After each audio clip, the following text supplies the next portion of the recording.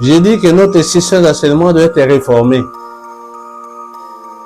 Le système d'enseignement actuel dans nos universités congolaises, on doit les réformer de façon qu'on puisse se former par rapport aux besoins. Par rapport aux besoins. Pas une formation pour une formation, mais former quelqu'un qui soit utile à la société. Former pour que l'État puisse tirer des bénéfices de son investissement. L'éducation, c'est un investissement. Lorsqu'on paye les professeurs, lorsqu'on paye, on bâtit des auditoires, etc., c'est un investissement, c'est l'argent de l'État. Alors, l'État doit arriver à tirer profit de ça. C'est ainsi que, dans les programmes de formation, il faut qu'on mette l'accent sur l'entrepreneuriat, dans toutes les facultés. Qu'on mette l'accent sur l'entrepreneuriat. Vous êtes licencié en droit, vous êtes docteur en médecine, cela ne suffit pas. Vous devez avoir une activité qui puisse vous mettre à l'abri des sollicitations. Puisque le salaire, comme on dit, le salaire appauvrit. Si vous ne dépendez que de votre salaire, vous ne saurez pas assurer votre avenir. Le salaire appauvrit. Il faut couvrir le salaire par d'autres activités rémunératrices. Lorsque vous prenez par exemple le laveur de véhicules à Sayo ou dans notre cité ici, ce laveur de véhicules, il n'a pas moins de $20 par jour. Il n'a pas moins de $20 par jour. Alors, lorsque vous prenez le $20, prenons $20, vous multipliez par le nombre de jours, je dirais 26 jours, mais il travaille même les dimanches, 30 jours. Vous voyez ce que ça vous donne? Hein? Calculez $20 fois 30 jours. Ça vous donne combien? Voilà. Alors, comparez cet argent-là avec ce qu'on donne mensuellement à un enseignant. N'est-ce pas? Mais sans aucune mesure. Sans aucune mesure. Donc, nous aimerions que l'université valorise les secteurs non structurés, le secteur informel. Que l'université travaille avec le secteur informel. Lorsque j'étais je suis toujours à l'université, mais j'ai laissé un projet là, de courte durée, de formation des travailleurs du secteur non structuré. C'est-à-dire que l'université doit sortir de son piédestal, aller à la cité, former par exemple des quados dans la gestion, n'est-ce pas, du milieu du travail, former des quados par exemple dans la gestion financière, comment on peut arriver à relever le secteur informel pour que ça puisse devenir au jour d'aujourd'hui un secteur qui soit payant, même vis-à-vis de l'État. Bon, ces projets-là, je ne sais pas si ceux qui m'ont succédé l'ont valorisé, s'ils ne sont pas tombés dans cet enseignement formel de nos universités. Donc c'est quelque chose d'une nouveauté que j'ai insufflé à l'université, de façon qu'il y ait symbiose entre l'université, c'est un rouage du système social, entre l'université et la société. Donc réformer nos programmes. Réformer nos programmes. Vous avez fait le droit, c'est très bien, mais allez plus loin. Allez plus loin intégrer dans votre droit ce qui peut, vous faites au jour d'aujourd'hui, les caméramens, vous faites au jour d'aujourd'hui ce que vous êtes en train de faire. Pourtant, vous êtes licencié en droit, n'est-ce pas? Donc, former des gens, l'université doit former à entreprendre. Former à entreprendre. C'est très important. C'est très important. Et avec ça, nous aurons,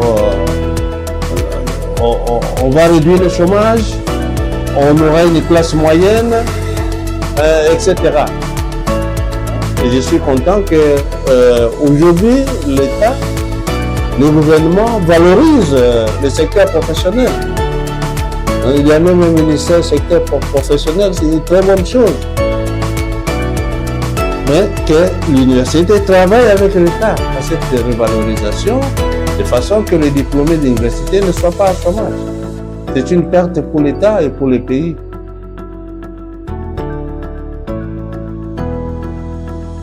Professeur Bumba égale entrepreneur ou entrepreneuriat. Professeur Bumba égale entrepreneuriat. C'est très important. C'est très important. On doit faire de la sorte que nous puissions quitter les bancs de l'école. Bien sûr, on a un soubassement. S'intégrer dans la société. Travailler avec la société. Produire. Participer à la production nationale. L'université doit produire. L'université est d'ailleurs dans sa conception. Vous savez, Gilon, lorsqu'il était là, il y avait tout un espace à Djili, que nous appelons maintenant Djili Brasserie. Tout un espace réservé à la faculté d'agronomie, où il y avait des étangs piscicoles, il y avait l'élevage, toutes sortes d'élevages, des porcs, des bovins, etc., etc. Et la faculté d'agronomie, lorsqu'il y avait, par exemple, la fin de l'année, c'est cette faculté-là qui nourrissait les dépendants de l'université, qui nourrissait la société. On ramenait le poisson à l'université, on vendait aux travailleurs, on vendait aux professeurs. Aujourd'hui, ce projet n'existe plus. On a même vendu ces espaces-là. N'est-ce pas? Donc, l'université doit produire. Doit produire. Ne pas être consommatrice à tout moment. Doit produire. Et ce que nous sommes en train de faire ici, c'est la production de l'université. Lorsque je dis professeur Bumba égale entrepreneuriat, je veux que l'université, lorsque je donne cours, que je puisse associer aussi, et c'est une expérience que j'ai commencé depuis 5 années, associer ceux qui sont dans les milieux du travail, venir donner cours à l'université, former les étudiants à entreprendre. Et là, ça serait une université complète.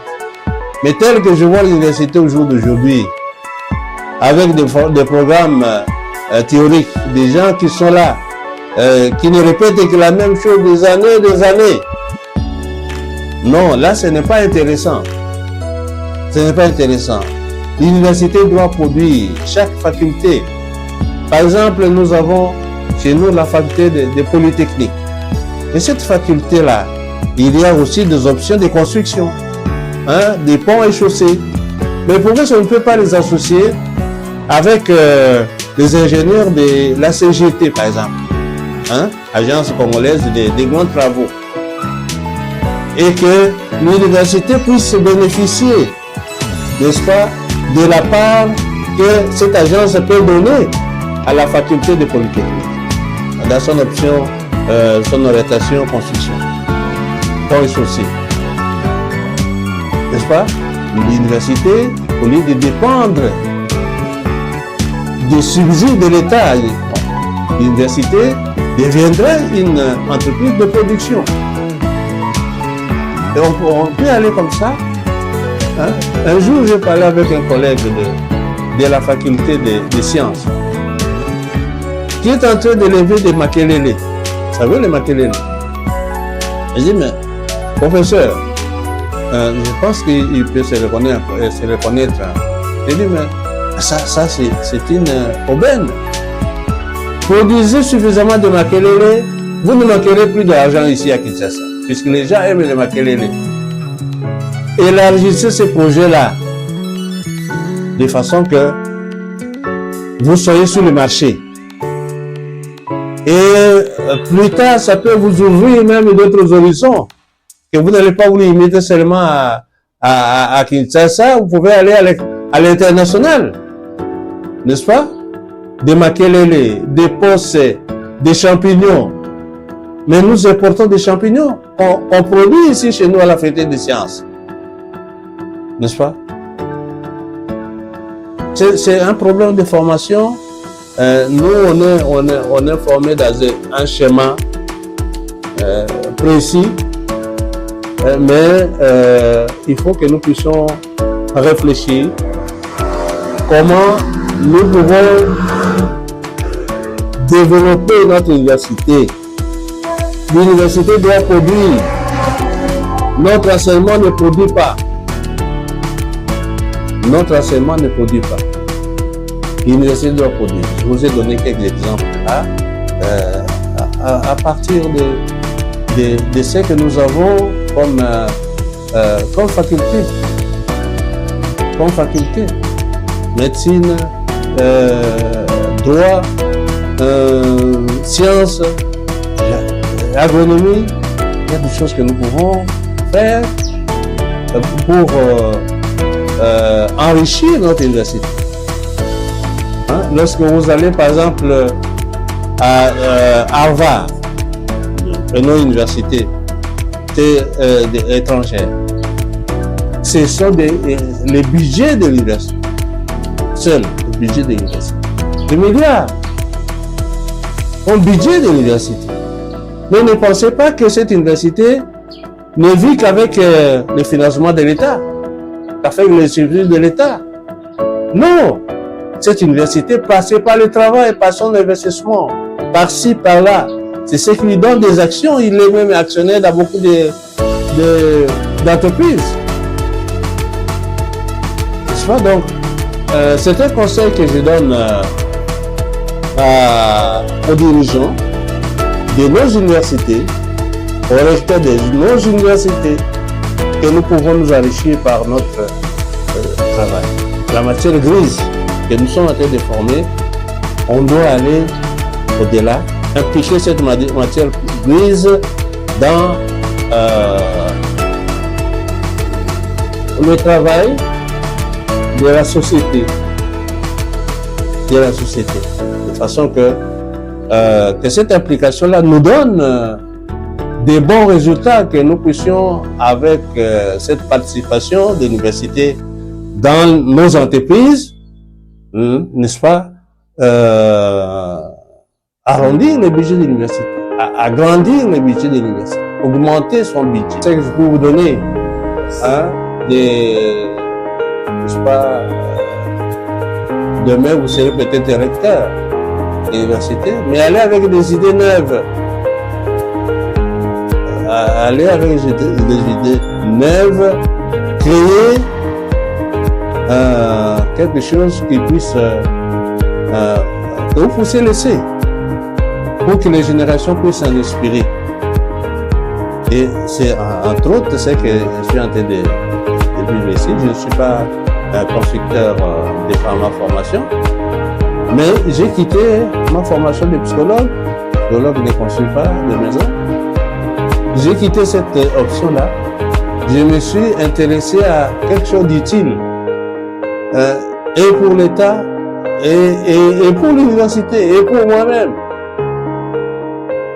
Et pour moi-même. Je vois des collègues qui vont chercher l'argent, le salaire, très bonne chose. Mais cela ne suffit pas. Il faut créer autre chose. Le salaire appauvrit.